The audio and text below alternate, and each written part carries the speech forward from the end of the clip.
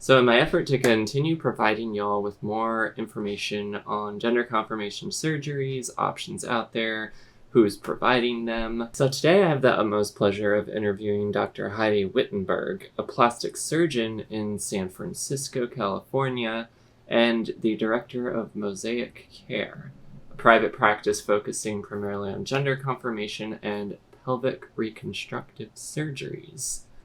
Let's see what she has to say. Hello. Hi. Wow, I feel like I'm meeting someone famous. This is great. I kind of feel the same way.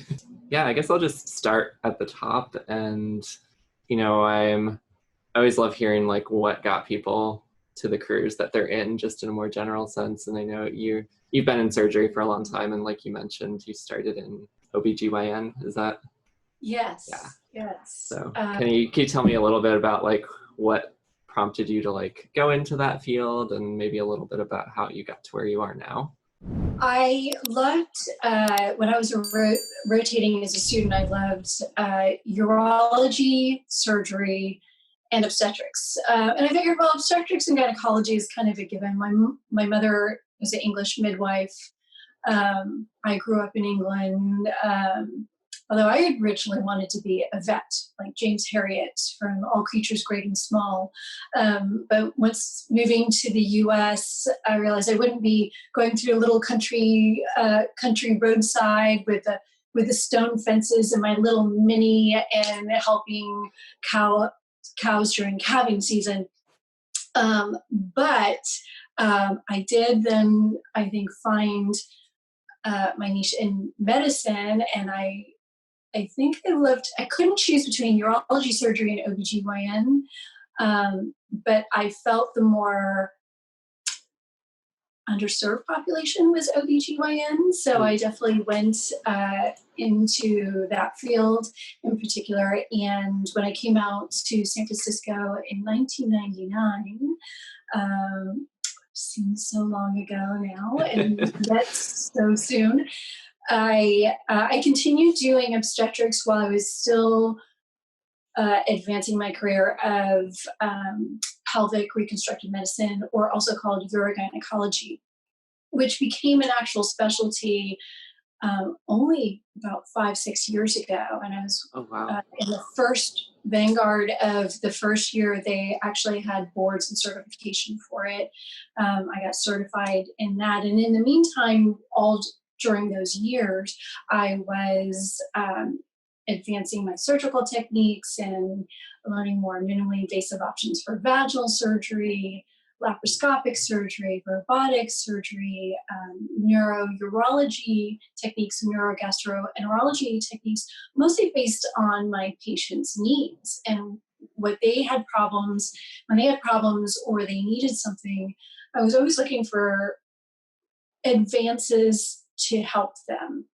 And I think that's also what drove me. And then I was recruited because I was already doing transmasculine hysterectomies, and I was doing complex vaginoplasties, and I was doing fistula repairs and prolapse repairs by a group that did transgender surgeries to help them. I had just opened up my urogyn practice. So I then became a full-time student, did a year fellowship, and a full-time urogynecologist. A couple of years later, I just realized there was too much volume in both of those practices, and it was not fair to either of those practices. I had to choose one, and I really felt that my transgender and gender nonconforming patients really had less options, and the surgery had become my baby, so to speak. And I know I was offered above the belt surgeries to learn as well, but I felt like, look, I'm a gynecologist by background. This is my wheelhouse. I really think to do something well, I'm just going to concentrate on this. And it's a complex surgery. It needs to be done well.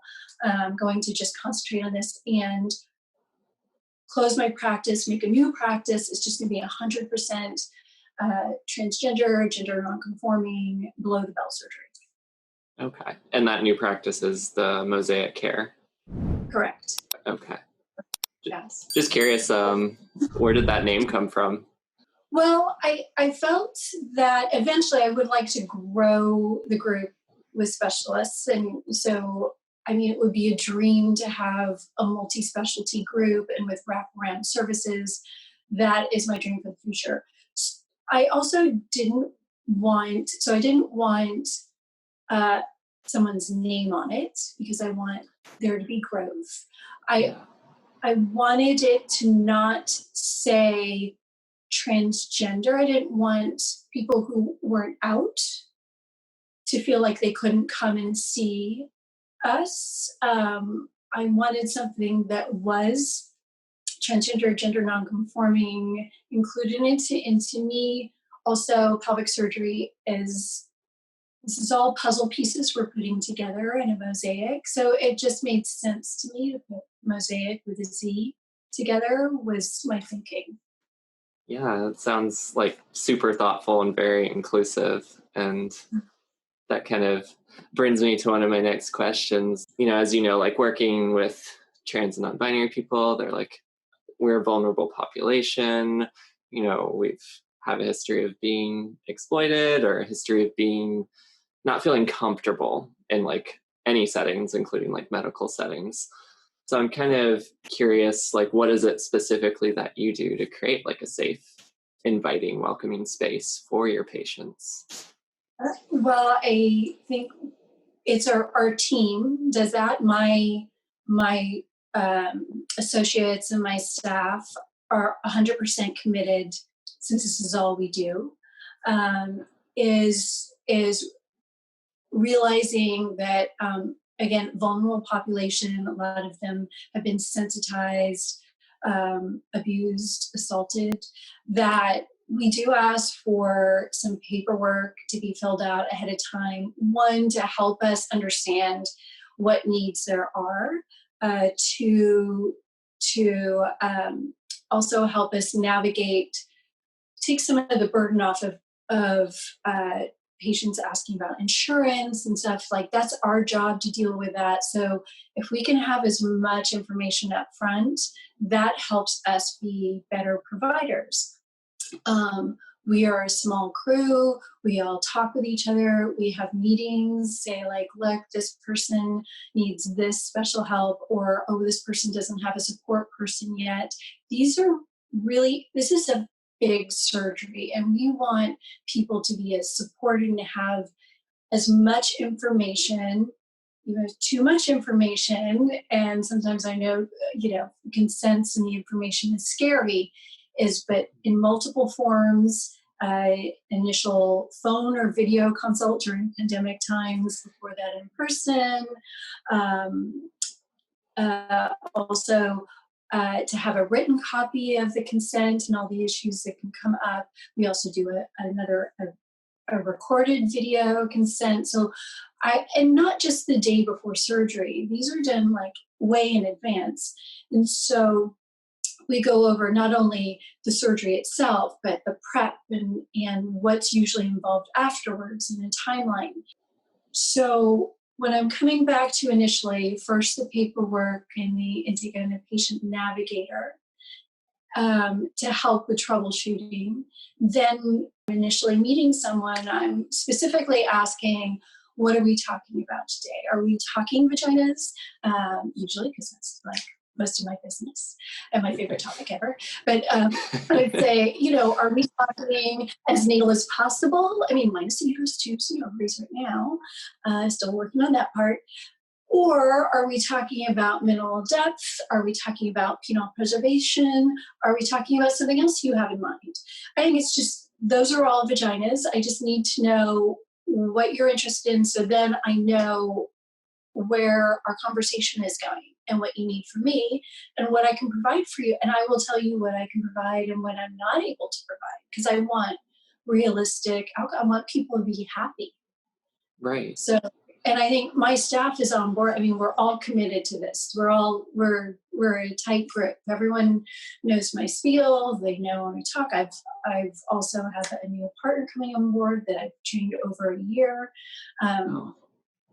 And I think that's also because the wait times for the few surgeons that are out there, I know are horrendous. And part of my commitment is once I start having a longer wait time, someone's got to be in the wings and you got to teach more people to do this. And we've got to bring more people on board who are like-minded to like help out. Yeah, because I've heard some wait times for some surgeons can be 2, 3, 4 years, like, and that just, yeah, that just doesn't seem right. That it's like, I understand the demand, but it's like, it clearly shows that there's a need that needs to be filled. Right. We need to teach the next generation. I would imagine that these things like transgender affirmative medicine probably weren't discussed at all during your original training. Oh, no. I mean, I hate to say my age, but I've been in practice for 21 years. So, yeah, no, it never entered. I mean, I was, I think, just for the age and times, even OBGYN, I was, which is a female-dominated provider field, I was in the first class that was all female at Johns Hopkins that graduated. Oh, wow. And that was in 99. So, I mean, that's kind of late for that. Yeah. Things come up. It is so phenomenal. And I thank the millennials for really, I think, fast forwarding a lot of this topic and individuality and acceptance. And I think that's great. Speaking of millennials, I had a question. As I'm starting to see a lot more surgeons putting stuff on like social media and kind of like advertising services in ways that we may not have seen even a couple of years ago. But I know there's kind of a tricky way of navigating that in terms of like trying to help potential patients while protecting like confidentiality of previous patients. So I'm kind of just wondering, like, what is your approach on like navigating different routes for like sharing information with prospective individuals? I think as long as I ask my patients, have de-identified the photograph. I talked to them, we do put a lot of photographs on our website because I want people to know what are typical results. And I definitely put, I think, my typical results on there. It's not necessarily the airbrushed or supermodel results that I've seen on a couple of sites. And I feel like, look, I'm a gynecologist. I've seen 40 to plus vaginas each day for a large portion of my career, and everyone looks different. And I really think having a realistic expectation of what is going to be after surgery needs to be discussed, and having all that information as much as possible on the website is good. This is a huge leap for me because I came from an era where you're not supposed to have a website. It's not considered high medicine, but look, times change. This is information. There's not a lot of information out there. I started doing videos, and we can put some on YouTube, and I've included those on our website. We have patient ambassadors that if a patient has had a consult and wants to talk about a specific procedure, we can definitely have a list of patients for them to talk to. I do know that patients go and do their own videos of their experiences. I haven't put those on my website because those are more identifying the patients. Sure. And I kind of feel like I haven't done that yet. And my staff are millennials, so they're great with the Instagram account, and they always let me know what's going on for. It's a team effort. So, but I'm growing, and of course my new partner is younger, so I'm sure the group will be getting younger as far as social media as well. So I'm learning a lot. Yeah. Yeah, again, that's like a big reason why I'm doing this, because I think transparency is like super important. Ditto. I think, and I always even talk to patients, like now they're starting to be more surgeons out there, is absolutely, even my urogyn practice, if you're going to have a big surgery, you should meet with a person. You should feel that you're on the same page. If you don't, even if you feel like you're on the same page, you should absolutely get a second opinion. I think that's smart. I mean, prior to a couple of years ago, it would have been too difficult to do that. In this now, as more surgeons get trained, there's more of us, there's more experienced surgeons as well, is definitely asking surgeons, be transparent. How many have you done? What's your complication rate? You know, what happens if you have a complication? That's perfect leeway into some of the other things I wanted to ask. Oh, good. So, say you perform a vaginoplasty on a patient and there is a complication, how would you handle that process? Like if the patient contacted you about that, like what would that Yeah. look like? So we ask our patients to be here for at least 3 weeks after surgery, because if a major complication is going to happen, and probably one of the biggest ones, which is rare, but it's called a rectovaginal fistula, we would know in the first 2 weeks. Also, hematomas or blood collections, they usually happen within the first week or two as well. So really, and especially when people are traveling, it's really hard to stay in an area for about a month, especially an expensive area, and we get it.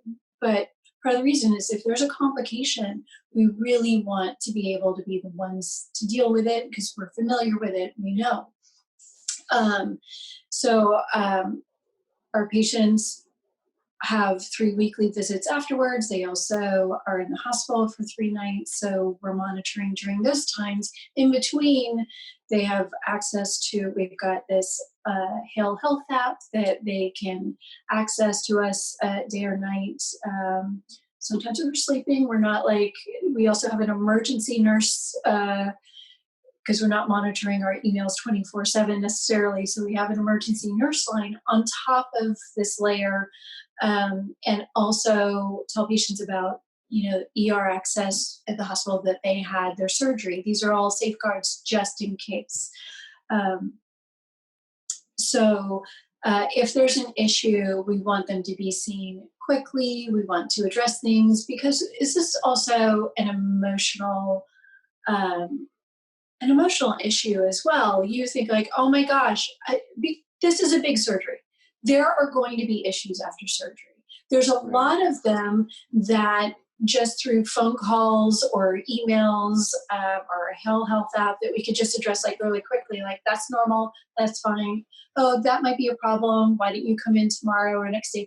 It's more like we're here to deal with those issues because there are common issues that happen after surgery. For the rare ones, we're here as well. I mean, that's been a background. I was the person they called in to deal with fistulas or repairs or certain vaginal scarring or strictures. So to deal with my own patients is of course we don't want it to happen. It's not that common, but we need to address them and nip that in the bud and address them and make sure patients in their as optimal healing as they can post-operatively.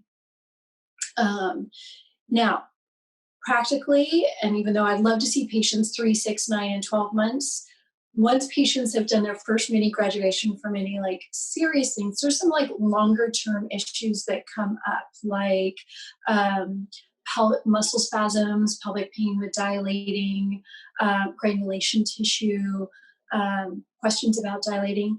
And if they're not coming back and seeing us at those regularly scheduled visits, there's another thing I ask a lot of my patients who are not from San Francisco is I really want you to find a provider that you can see starting the 4th week when you come home, who's just a safety net for you that I can at least talk to, and at least manage care and see if you need to see another specialist or if you can't come back and see me financially or whatever the reasons are. We try to manage that. I mean, that is a problem not having a surgeon in your neighborhood, but you're our baby. We've done surgery on you, you're our baby. So we really try to manage the things that come up. It's a year-long recovery. And that first 3 months is the hardest. So really being there to answer questions, I think, is a lot of things are actually complications. They're just questions about things that are going on. Is a large volume of the emails and phone calls that come in. And those are easily taken care of and provide reassurance so that someone isn't worried that something's wrong. So there's the complications and then the reassurance. And that's also why we're good. We're a small, tight crew, and we know what's going on with our patients. And when I'm in surgery and someone's having like an existential crisis over something, and I get why, it's like my staff can call me, talk to me in the OR, and I can give them the answer, tell them this, or bring them in tomorrow. So it's managed. They're not waiting 8 hours for me to get out of the operating room. It's a lot of managing. Yeah, I hear that. Yeah. And I was surprised, like 3 weeks is longer than what I've heard, but it sounds like there's a lot of good reasons for that. Well, it's hard because I kind of feel, and I go through this on the first consult, is, look, there's the surgery and there's the initial stay in the hospital. There's a miserable week with all the packing and the barbaric chastity belt that goes on and discussing that management. The first visit is like all the crash course in vaginism and unveiling.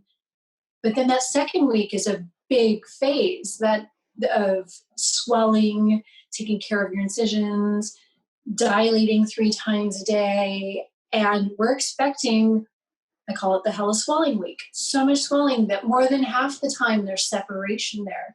So the second post-op visit, we're checking on that separation and the swelling and discussing it with patients and reassuring most of them.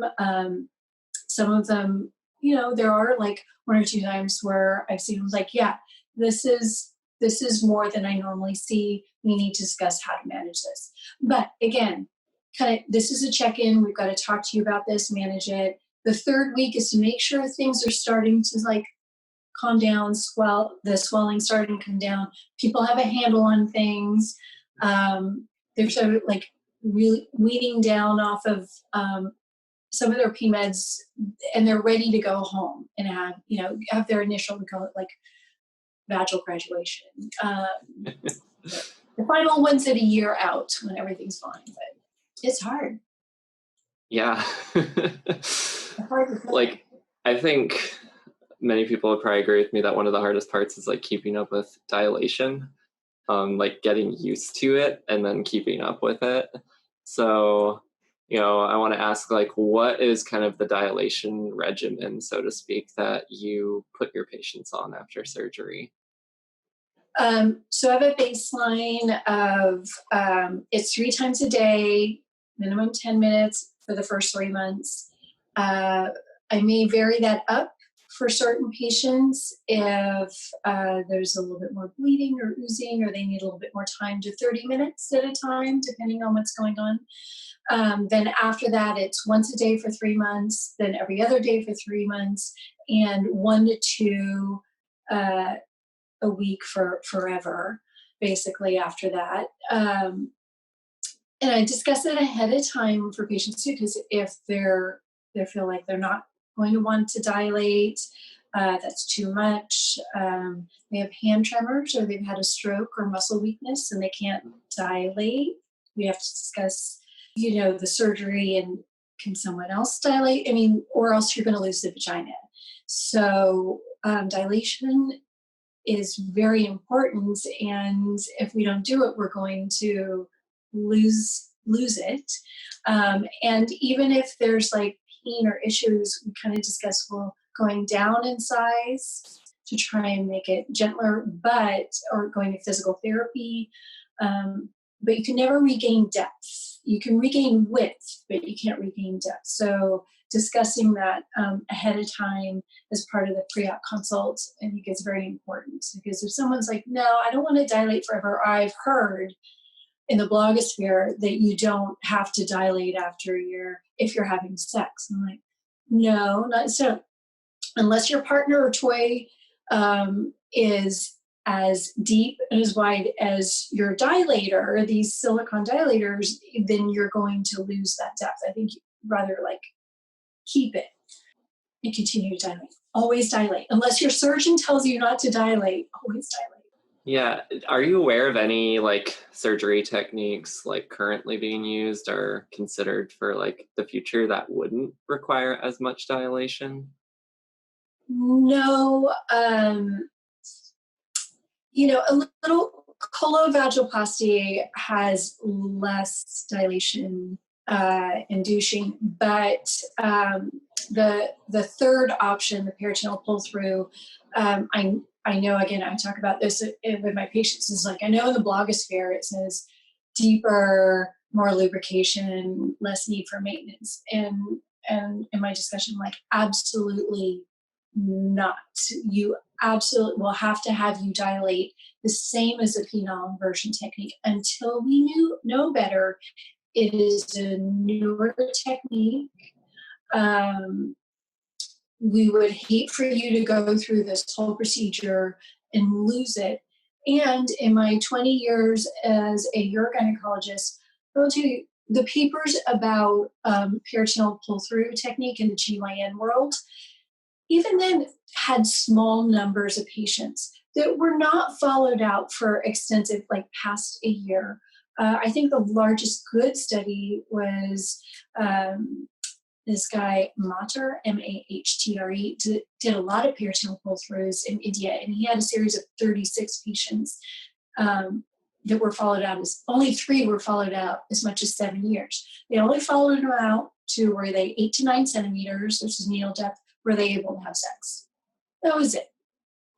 If a patient's having a problem with it, and I had 2 patients with issues 10 and 12 years after a peritoneal pull-through and a colovaginoplasty in the last year of my urogyn practice, they didn't go back to those academic centers. They went to their local pelvic reconstructive surgeon. So I think we really have to be careful of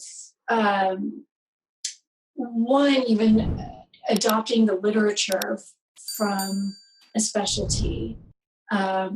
And 2, we are marrying 2 specialties right now, like a pelvic reconstructive technique with aligning, that we have to be very careful. And I'd rather have people do the work and preserve it. And then we find out later that we don't need it. And Right. we can peel off the recommendation at the time. Yeah. Yeah. So you can't add the depth back later. I mean, at least not without additional surgery or anything like that, which nobody wants that.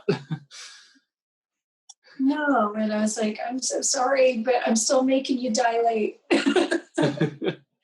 Like, we got to preserve your vagina. Yeah. So is the peritoneal pull-through primarily the technique that you use? It you know what, I would have to say it was kind of running the tide right before the pandemic. After the pandemic, it's really flipped ratios. And in part of my discussion, and I discussed this with patients before the pandemic, I had done like 21 peritoneal pull-throughs. Like you want, and I'm considered one of the busier surgeons doing that in the US, but you want people who've done hundreds of these. And I'm not sure there's anybody, even gynecologists, who have done hundreds of the peritoneal pull-through technique. Right. We need that, and we need referral centers. But I will tell you, after I've come back, I already had 30 scheduled, and I'm booking out a year, which is why I'm training somebody else. I'm opening up more OR time to try and get more of those in. But even my patients who had penile inversion techniques scheduled with me are flipping to the peritoneal pull-through. But I really, really try to go through an extensive consent ahead of time. It's like, look, this is what we don't know. Do you want to the tried and true? Do you want to be in the forefront of medicine? We have to discuss this right now. You know, what are your goals? I'm happy to do it. I just want you to know what we know and we don't know right now. So would the kind of primary reason or advantage for the pull through be that there's the potential for more depth? Is that kind of the idea why somebody might choose that over a penile inversion? The I keep calling it the blogosphere, but I know in the blogs out there, it's it's the hottest thing since sliced bread, and it's got more depth and lubrication and less maintenance. I was like, well, first of all, I just said no, not less maintenance. Depth, maybe. What I have found so far in my small number, and half of them have been salvage procedures for people who have lost depth from usually penile inversion technique. The other half have been people who wanted lining for multiple reasons. Either they didn't have enough skin, they didn't have enough anatomy to be able to line with skin growth, their hair was resistant to removal, or gender nonconforming. With those patients, I've had a range of depth between 12 to 16 centimeters in the operating room. I always tell patients for penile inversion technique, we aim for 13. I know we're going to lose about half to 1 centimeter with healing. Okay. Average. With a peritoneal pull through, I find a range of they're losing 1 to 3 centimeters with healing. So the deeper it is, the more centimeters they're losing. So right now they're kind of like winding up. My experience is their depth is about the same, 12 to 13 centimeters. I have some that are a little bit more and some that are about, so I'm saying it's roughly the same. The other question I get is, how much lubrication? Is there lubrication? I'm like, well, there is a little lubrication. It's a little watery. It's got a little bit of a yellow tinge to it, so it's not urine. I had to check my first couple of patients out. It's not urine. It is enough to have moist underwear all the time. For some women, change their thin pant liners several times a day with the lubrication, but most of my patients, sorry, that's my little furry Joey barking in the background. Most of them will still need to add lube with dilation or vaginal receptive play. So, and it does not increase with excitation. It's just a constant. Okay. It is far less than colovaginoplasty discharge, less mucousy, less amounts. But I will say, in following my patients, and my farthest patient now is about 2 years, is I'm seeing that they're dropping off the douching regimen, that they're not necessarily getting the bacterial overgrowth. I know with time there's kind of metaplasia and change of the peritoneal lining to kind of squamous epithelium, which is more similar to natal vaginal epithelium. And a little bit more of acidic pH. So that may be true. I mean, I have to at some point do biopsies and pH testing to verify that, which I have an IRB study. Just got my IRB approval so that we can follow our patients and get that information. So more depth, I don't know. Lubrication a little bit. And less maintenance, not so much. If it was me or someone, I want more information to be able to provide. And I want people to just understand that, at this point, that once we get rid of scrotal skin with a primary vaginoplasty, we can't get that back. We can't use that in the future. So that's part of our discussion. Yeah, so as you're saying that, and earlier I was thinking, what does the process look like for somebody who's already had a vaginoplasty but is looking to add more depth? So I've been curious as to how does that surgery compare, and how does recovering dilation compare? Surgery is a laparoscopic robotic procedure primarily, and depending on how much depth they've lost, Kind of depends how much lining the peritoneal lining is. We don't want to go in and remove the healthy lining that's there, the existing lining. My little Joey is joining the party, but and the more the merrier, and giving commentary. Right, but the lining that's healthy, that's not scarred down, we want to keep that. We don't want to peel that off. We got to preserve that. But we will go ahead and go through the scar of what's scarred down and bring down the peritoneal lining from above and then cap it. Again, we're aiming for about 13 to 16 centimeters is our goal in there. Whatever you're starting off with, if it's only 1 centimeter, then the rest of it will be lined with peritoneal lining.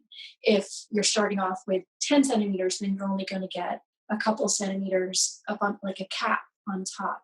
And then there's the risk that where we're marrying the two linings could scar in, so you're going to have to dilate where that ring is and keep that area open. And would you say, how does the recovery compare? Is it I imagine it's not as nearly as intense as the original surgery.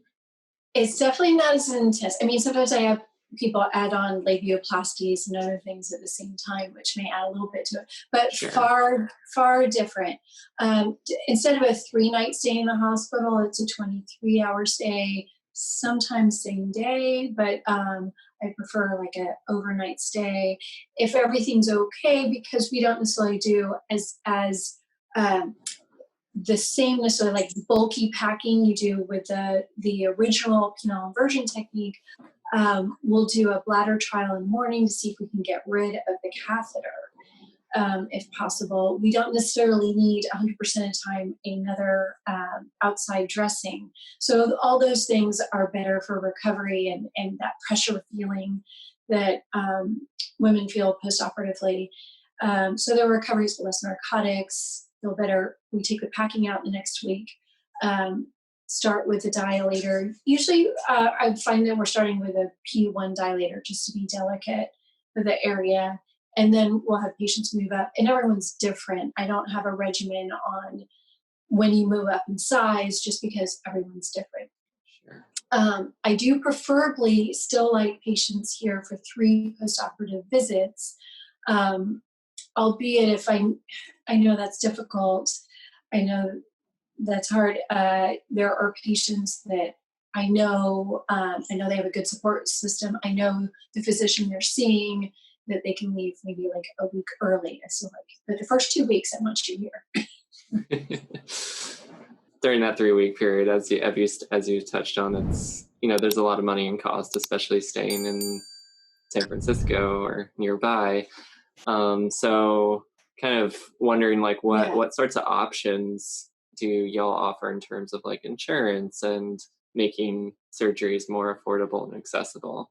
Well, we're lucky to be in California, and San Francisco has wonderful wraparound services, and a lot of the companies here provide insurance. I can tell you out of the 284 vaginoplasties that I've done that I think less than 5 surgeries totally, and those would include just also, I'm not including even the orchiectomy surgeries. I've done 5 surgeries total in my transgender, gender nonconforming career have been cash only.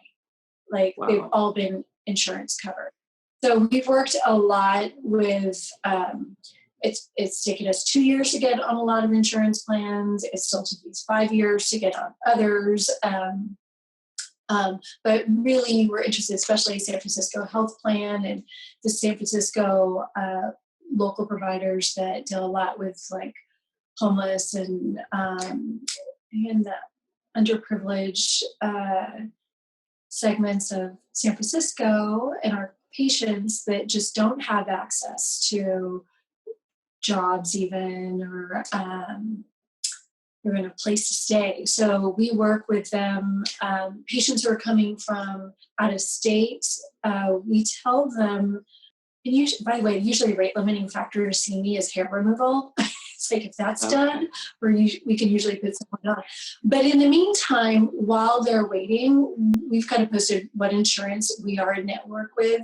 And my staff and Sharon and Ellen are experts at which ones we have worked at with letters of agreement, and definitely which ones will not even consider discussions. So again, that's also part of the intake and why we ask for your insurance card and what the deal is, because we want to tell you up front. And if someone else is in network, we want, first of all, ideally you'd be close to home. Ideally you'd be covered by your insurance. Those are like, and you would have a support person. Those are like the three things that we're trying to like glean off the bat and try to troubleshoot. And that's our job to do. So that is kind of the insurance part of it.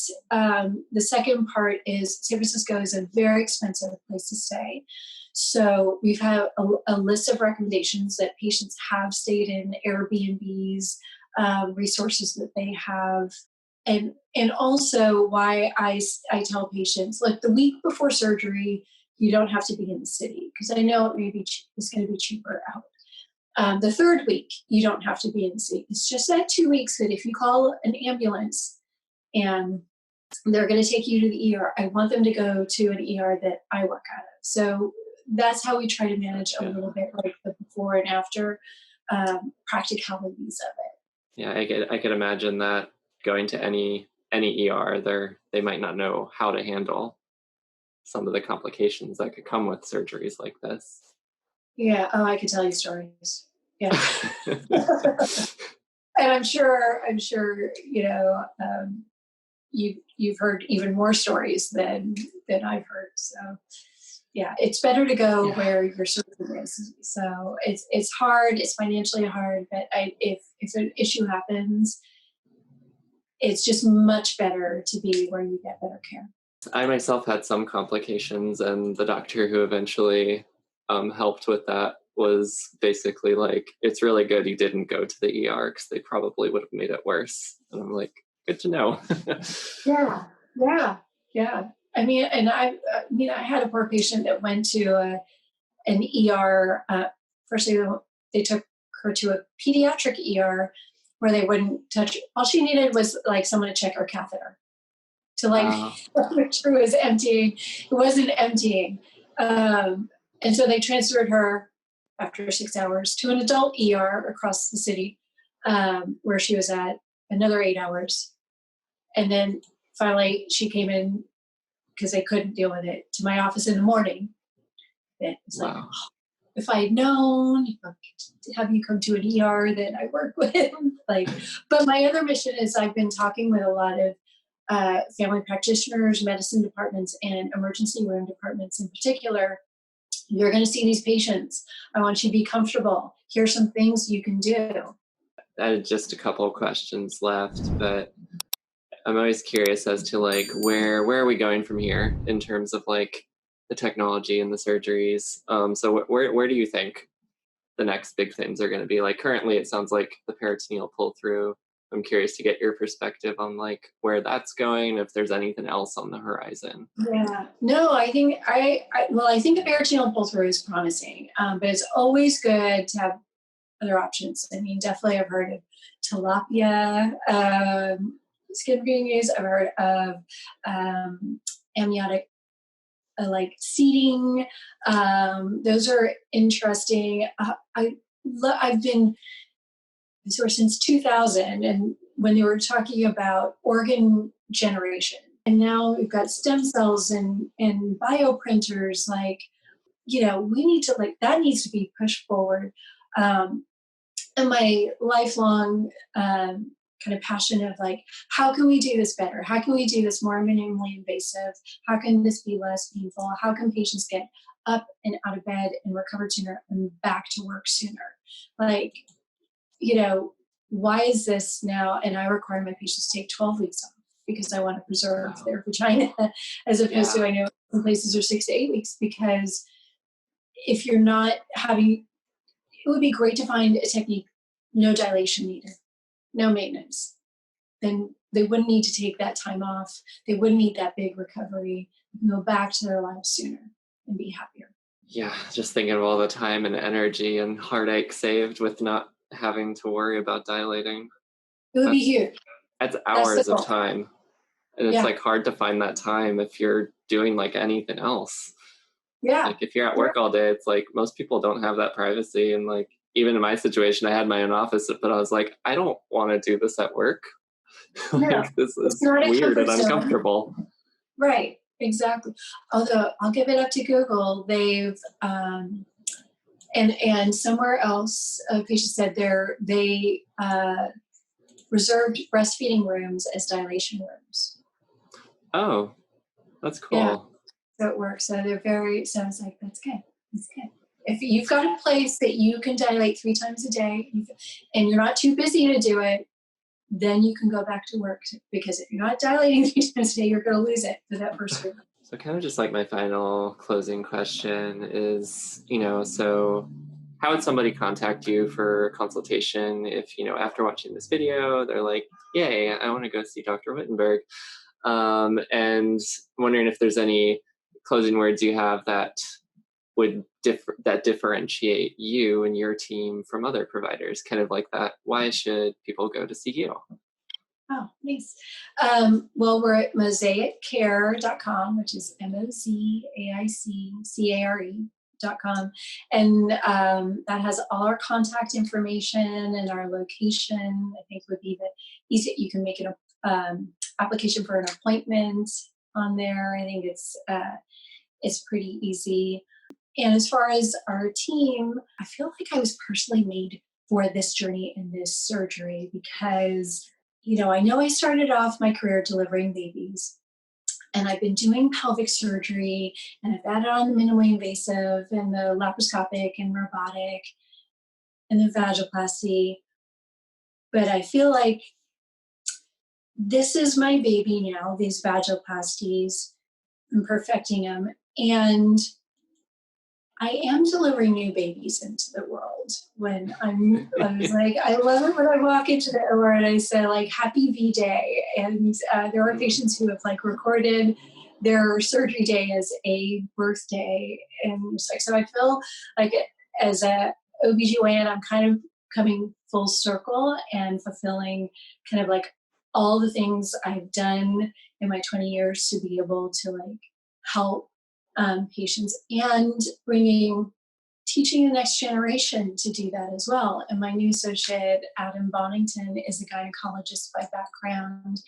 Has always been interested in underserved populations. He was excited, or already showed interest before any of his colleagues as a resident, and was following me around. So this has been a long training process, and interest of his before he even knew it was an option. So I'm really proud that he, after his fellowship with me, he's actually decided to join me. So I think we're a small team. We try to provide concierge care, and that's our deal. Hi, Chloe. I wanted to add a couple things from our interview yesterday that also make our practice different and unique. I, based on my background, am the person who does the peritoneal pull-through from start to finish. I do the robotic, laparoscopic harvesting of the graft, as well as the complete vaginoplasty. I also deal with most of the complications by myself. It would be rare, and I have not needed to date another specialty to help me with these procedures. I think that's a little different from other teams that wind up doing these procedures that need multiple specialties to complete them. Additionally, we try to complete vaginoplasties in one stage, so that, and we have a low revision rate. We have a 4% rate of someone need an external touch-up, which is either a redo of the labioplasty, clitoral hood revision, or where the perineum didn't heal well with separation. So really low. We have a 4% rate of depth loss for patients, and I think those patients did everything right and were dilating. They were just what I call hyper healers, and unfortunately their bodies healed too well. What I'm finding with penile preservation vaginoplasties is those are going to be a 2-stage procedure, and we will need to redo the labioplasty at a later date. We are striving to make those 1 stage, but at this point, in reality, they're probably 2-stage. And the last most important thing is, based on last Friday's administrative decision to rescind transgender health protection under the Affordable Care Act, I implore everybody to go out and vote this fall and have your voice heard so that we can move forward, not backwards, with getting equality, even with health rights among every other aspect of our society. And those were my final thoughts. Thank you, Chloe. So anything else that you would like to add, or any parting words? Anything else we didn't touch on that you think people need to know about you or your work? Your questions are awesome. And thank you. It's been a pleasure meeting you, and you made me feel very relaxed. Thank you. Oh, good. That's good to hear. It was so nice to meet you. Ditto. But really proud of what you're doing. Thank you. Well, you have a wonderful evening, and thank you for making time with me. Yeah, same. Okay, Take care. Take care. Bye. Thank you again so much to Dr. Heidi Wittenberg for taking the time to do this interview, give us some really wonderful information about the work she does, her practice, and just what she is doing to help so many trans and non-binary people in their transition journeys. And please share this with anyone you think might find this helpful. And as always, let me know what you think down in the comments below. What are your thoughts on Dr. Wittenberg and the services she provides? Have you had a consultation with her, or would you consider scheduling a consultation with her after seeing this video? And be sure to show your love and support for Dr. Wittenberg and the work she's doing. And if there's any additional things that you think are important to ask future surgeons, please let me know as well, and I can add those to some of the question lists that I have been generating.